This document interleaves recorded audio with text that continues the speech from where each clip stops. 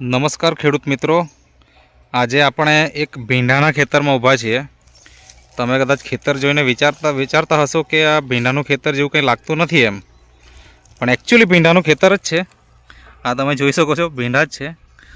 અહીંયાથી ભીંડાનો છોડ already cutting થઈ ગયેલો છે અને તમે આ જોઈ શકો છો કે કેટલું મોટું થડ થઈ ગયું છે।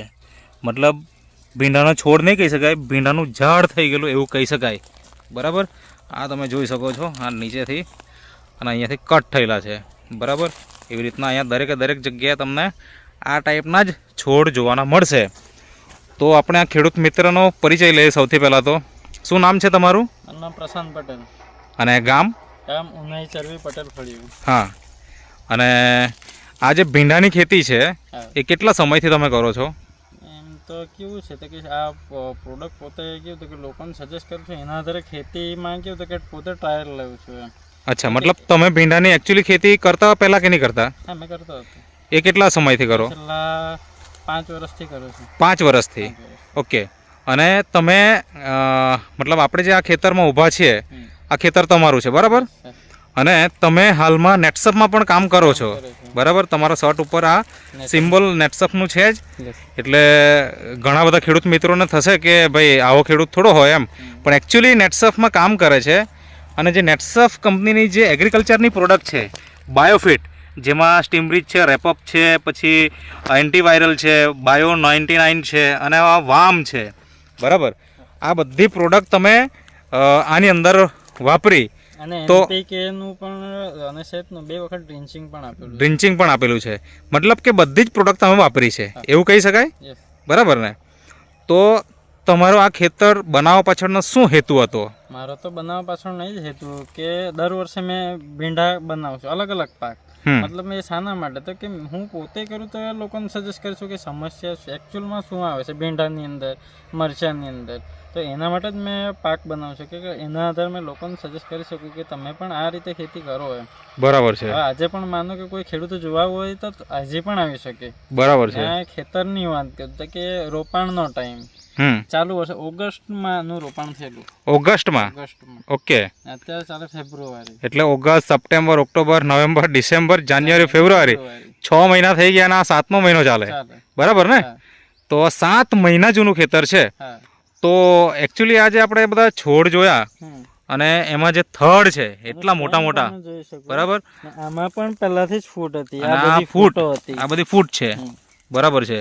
આ તમે ફરતેથી ફૂટ જોઈ શકો છો।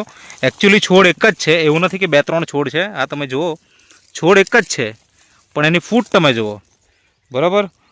તો પ્રસન્નભાઈ, તમે મને પહેલાં તો એ જણાવો કે આમાંથી અત્યાર સુધીમાં કેટલી તોડ થઈ હશે? આમાં 70+ આસપાસ થઈ હશે। 70 થી વધારે? અને છોડની હાઈટ શું હતી? કારણ કે અત્યારે તો આપણે હાઈટ નથી જોઈ શકતા, તો આને છોડને વાળીને ભીંડા તોડવા પડે, એ એની કન્ડિશન। મતલબ તમારી હાઈટ માનો કે 5 ફૂટ હોય, બરાબર? આના કરતા હાઈટ વધારે હતી। અચ્છા, મતલબ મારા હાથ કરતા હાઈટ વધારે હતી। 6 થી 7 ફૂટ ખરા છોડ થઈ ગયેલા, અને પછી તમે એને કટ કર્યા। ક્યારે કટ કર્યા? કટ કર્યા મેં જાન્યુઆરીની 8 થી 16 વચ્ચે મેં કટ કરેલા, એટલે કે 1 મહિનો થયો, બરાબર ને? 1 મહિના પહેલાં જ કટિંગ થયું। અચ્છા, હજુ હવે આને જ આપણે આ સાઈડમાં પણ તમે જોઈ શકો છો, એવું નથી કે આપણે એક જ જગ્યાએ બતાવીએ છીએ। અને આ તમે જોઈ શકો છો, ફૂલ ઓલરેડી ચાલુ છે અને ફૂટ પણ ચાલુ જ છે। હવે તમે આની અંદર શરૂઆતમાંથી ટ્રીટમેન્ટ કેવી રીતના કરી એ થોડીક વાત કરો। શરૂઆતની વાત કરું કે શરૂઆતના બેઝમાં પાયામાં તો કે પટ આપીને જર્મિનેશન કરેલું, ઓકે। એનાથી કેવું હતું કે વરસાદ ચાલુ હતો, આ વર્ષે વરસાદ સૌથી વધારે, બરાબર? એ તો છે, મે મહિનાથી ચાલુ થયેલો તો લગભગ ઓક્ટોબર નવેમ્બર સુધી ચાલતો રહ્યો, બરાબર? સમય દરમિયાન કીધું કે મારી સાથે જેનું પણ વાવેતર કર્યું તેમના ભીંડા બધાના મારી ગયેલા, પણ આપણું કેવું જર્મિનેશન પટ સાથે મેં આપેલું ને તો એનાથી આ ભીંડા બચી ગયેલા, બરાબર? પણ વરસાદ ચાલુ ને ચાલુ રહ્યો કન્ટિન્યુ, એના કારણે સમસ્યા શું આવેલી તો કે ભીંડા બધા નીચે આડા પડી ગયેલા, બરાબર? નીચે આડા પડી ગયા એટલે એના માટે મેં એનપીકે, શેત, વામનું મેં એક વખત ડ્રેન્ચિંગ આપ્યું, પછી પાછું 15 દિવસ પછી પાછું રિપીટ કર્યું, તો એનાથી પાછા ઊભા પણ થઈ ગયા સ્ટેન્ડ, મતલબ શરૂઆતના બેઝની વાત કરું તો સ્ટેન્ડ એકદમ પાતળું, અચ્છા, મતલબ અગરબત્તીની છડીની જેમ પાતળું હતું. ઓકે. પણ આની અંદર મેં કમ્પ્લીટ ટ્રીટમેન્ટ કરી આનાથી સ્ટેન્ડની મજબૂતાઈ વધી ગઈ, મતલબ થડ મજબૂત થઈ ગયું, જાડું થયું અને મૂળ ફેલાયા. મૂળ ફેલાય. હવે એની મૂળની વાત કરીએ કે મૂળ અહીંયાથી લઈને આ છોડ છે, આ છોડ થી લઈને પેલા છોડ સુધી મૂળ પહોંચેલા હોય. અચ્છા. કારણ કે મૂળની જાડાઈ પણ હવે આંગળી જેવા તો એના ખાલી મૂળ. તમને કેવી રીતના ખબર પડી ગઈ? મેં જોયું ને. અચ્છા. પાણી જયારે આ વખતે લાસ્ટ એક વખત પાણી મેં એમ જ છોડ્યું એમ, જયારે પાણી છોડ્યું ત્યારે બધા મૂળ દેખાય. બરાબર છે. એના આધારે ખબર પડે, છોડના આધારે જ ખબર પડી જાય કે એના મૂળ કેવા હોય. બરાબર છે. તો આ થડના હિસાબે આપણે 100% અનુમાન લગાવી શકીએ. અને જો કોઈ પાક્કો ખેડૂત મિત્ર હશે તો એને તો ખબર પડશે જ કે એના મૂળિયા ક્યાં સુધી ફેલાયા છે. હા. ને છોડની વાત કરીએ કે એક છોડે એવરેજ 200 સીધી ભીંડા તૂટ્યા છે. ઓકે. પહેલો ફાયદો તો તમને ચોમાસામાં ભીંડા ટકી રહ્યા એ થયો, બરાબર. બીજો ફાયદો એ થયો કે એના મૂળિયા ફેલાયા અને થડ એકદમ મજબૂત થઈ ગયા અને એના કારણે ફૂટ સારી નીકળી. ફૂટ તો નીકળી જ પણ હાઈટ પણ મોટી થઈ, બરાબર, કે જે 6 થી 7 ફૂટ સુધી ગઈ રહી. બરાબર. હવે એની સાથે તમે કીધું ઉત્પાદન, તો ઉત્પાદનમાં શું થયું? બિયારણની વાત કરીએ તો બિયારણ મારું વાવેતર છે 100 ગ્રામનું જ વાવેતર છે. ઓહો. કયું બિયારણ હતું એ? ગૌરી. ગૌરી. અચ્છા. 100 ગ્રામની અંદર મેં 40 કિલો સુધી ઉત્પાદન લીધું છે. 40 કિલો દરરોજનું કે એક દિવસ છોડીને? એક દિવસ છોડીને. એક દિવસ છોડીને 100 ગ્રામ બિયારણમાં 40 કિલોનું ઉત્પાદન. અને માનો કે તાપ જો હોય તો રોજ તોડવું પડે, 20-25 કિલો રોજ તોડવા પડે. ઓકે. તો આ તમારું ખેતર કેટલું હશે? આ પૂરું ખેતર છે અંદાજે? પણ બહુ આઈડિયા નથી. પણ આમાં 100 ગ્રામ જ ભીંડા તમે નાખેલા છે. અને તમે જે પદ્ધતિ અપનાવેલી છે એ બધા ખેડૂત કરતાં કંઈક અલગ છે. અહીંયા તમે જોઈ શકો છો ખેડૂત મિત્રો કે એમણે જે આખી પદ્ધતિ અપનાવી છે તો એ એકચ્યુઅલી અહીંયા ડ્રીપ હતી કે? હા, ડ્રીપ છે. બરાબર ને? ડ્રીપ છે ને?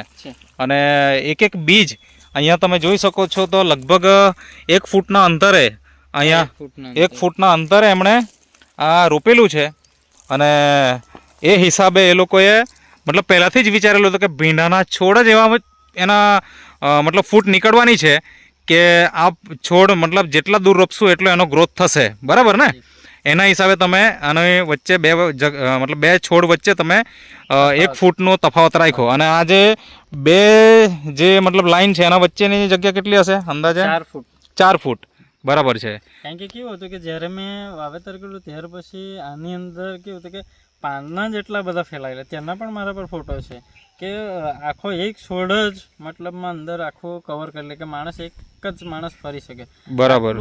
ગીચ ભરાઈ ગયેલું હતું. અચ્છા.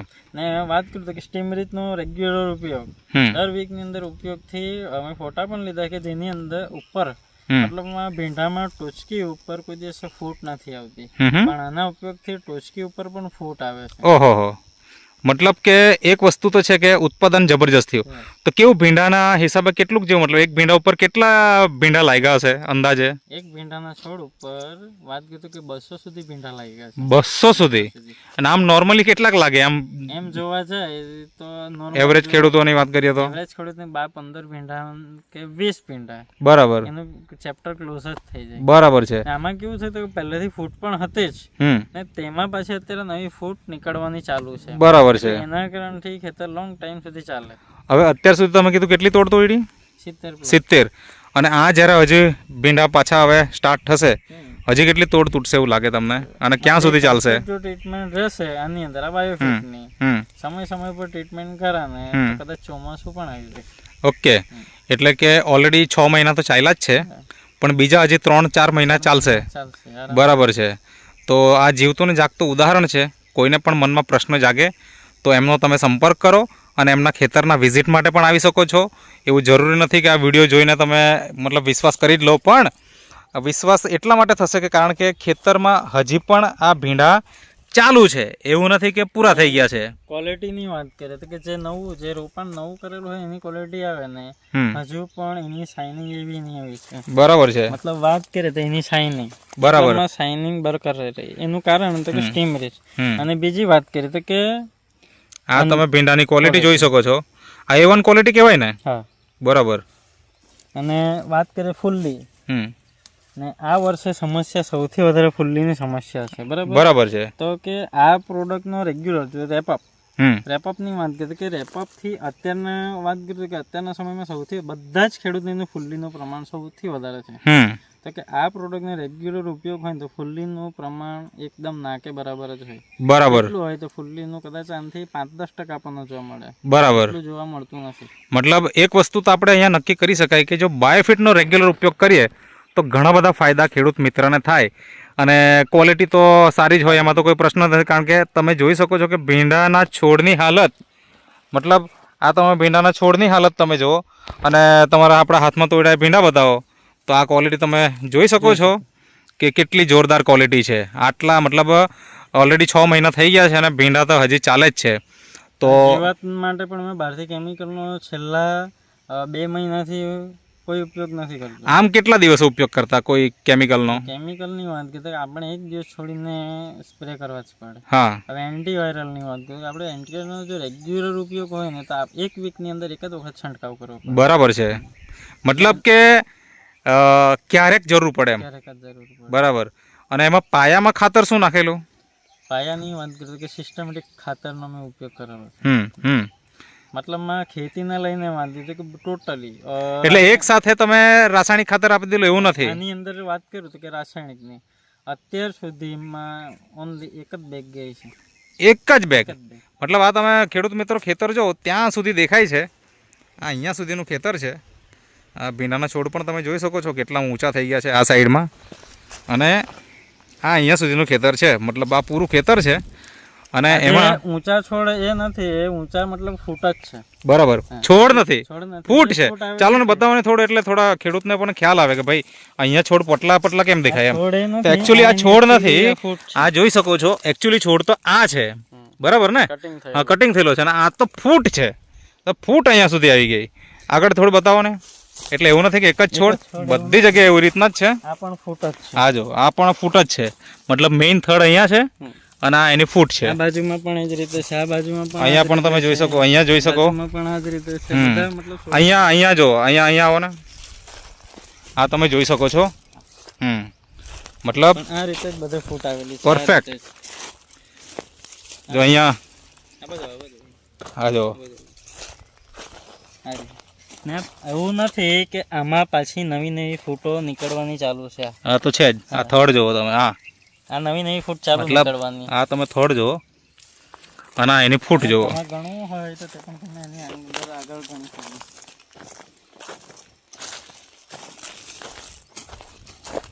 આ એક છોડ છે.